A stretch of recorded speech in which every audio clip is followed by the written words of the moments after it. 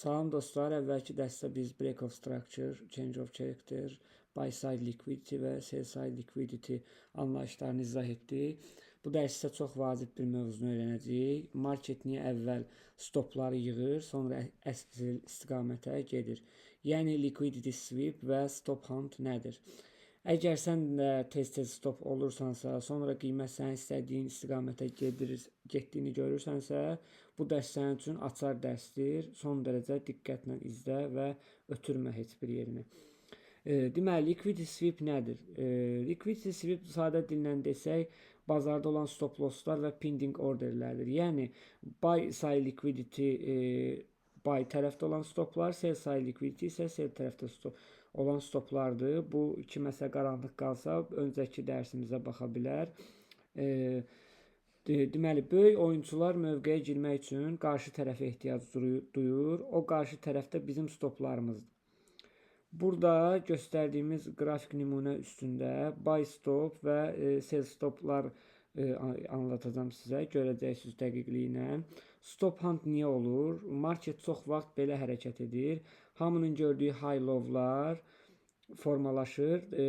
Retail traderlər isə, yəni bu işi dərinliyinə varmayan, başı çıxmayan, yəni kiçik traderlər deyək, kiçik balansa sahib olan traderlər deyək də, buna daha dəqiq olsun.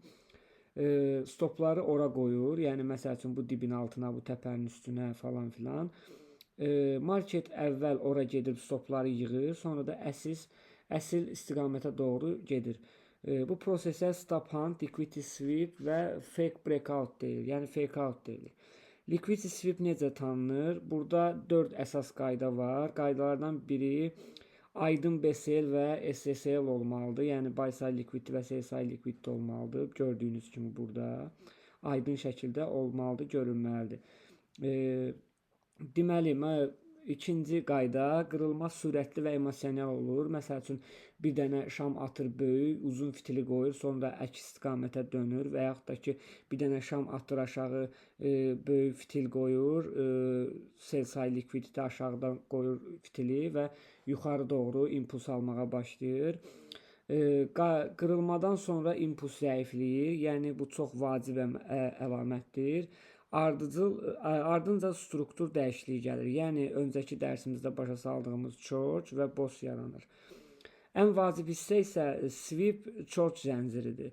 Bu cümlə dərsin qızıl cümləsidir. Yəni, liquidity sweep özü siqnal deyil. Əsl siqnal sweepdən sonra gələn Churchdur. Yəni, change of characterdir. Mən indi sizə bunu bu qrafiklər üzərində daha aydın şəkildə izah eləyəcəm.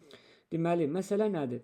Burada market sell side liquidity toplayıb, gördüyünüz kimi. Sell side liquidity aldıqdan sonra, yəni bu stopları topladıqdan sonra biz buradan uzun fitil görürük ki, məsəl üçün bu stopları yığıb və biz əməliyyata girməyə istəyirik və biz buradan girmirik. Traderlərin böyük qismi baxın buradan səhv edir. Burada görür uzun bir dənə fitilli şam var. Deyir, market döndü, artıq biz longa girə bilərik, girirlər və nəticədə səhv eləmiş olurlar. Səhv eləmə ehtimalları da daha çox alır. Biz burada nəyə gözləyirik?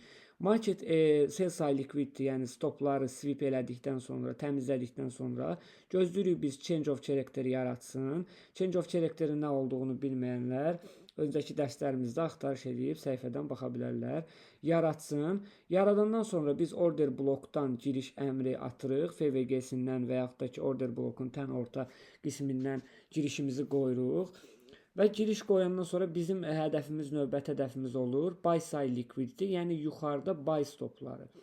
Və nəticədə market bizi əməliyyata alaraq, yəni pozisiyaya girərək biz buy side liquidity-yə qədər əməliyyatımızı qoruyuruq və yenə də nəticə alırıq. İndi bunun bir əks izahı da var. Onu da bu qrafikdə göstərim sizə. Bizim Telegram qrupumuzda olan BGB USDT əmridir. Bu eyni onun qrafik eskizidir. Telegram kanalımıza da abunə olmaq istəyənlər YouTube kanalımızın biosunda link var. Oradan abunə olub əməliyyatlarımızı izləyə bilər. Bizimlə bir yerdə əməliyyatlara qatıla bilər. Mövzu heç biri təbii ki, yatırım tövsiyəsi deyil. Bu sadəcə təhsil məqsədi daşıyır. Gələk qrafikimizə. Burada da necə olub? Yəni market buy side liquidity-ni aldıqdan sonra biz gördük ki, buy side liquidity alındı. Yəni yuxarıda buy stopları qırıldı, alındı bütün və market təpədə olduğu üçün bizə də normalda short əməliyyatı axtarmaq lazım olacaq. Biz yenə də buradan bu fitilin ucundan falan girmirik əməliyyata və biz gözləyirik ki, change of character yaransın. Gördüyünüz kimi burada bu şamla, böyük bir şamla change of character yaranıb. Ardınca biz əməliyyata daxil olmuşuq order blok daxilindən və market gəlib break of structure eləyərək aşağıdakı stopları, yəni sell side liquidity-ni alıb. Dərsi yaddaşda saxlayın və bir dəfə yox, bir neçə dəfə baxın ki, sizə tam aydın olsun bütün bu izahlar.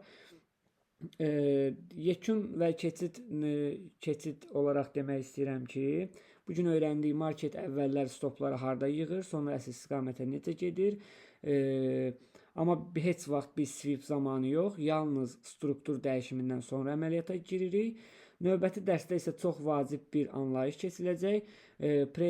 Premium və discount zonaları marketdə hardan almaq, hardan satmaq lazımdır. Videonun sona qədər izlədinizsə əgər abunə olmağı unutmayın. Bəyənib suallarınızı da açıqlama qismində şərhlərinizdən versəz və biz də o suallara uyğun növbəti dərslərimizdə sizə cavab verərik. Kanala abunə olun və eləcə də Telegram kanalımıza qoşulmaq istəyən də biodan link var, buyurub qoşula bilər. Bizi dinlədiyiniz üçün minnətdarıq. Çox sağ olun gələn dərslərə qədər.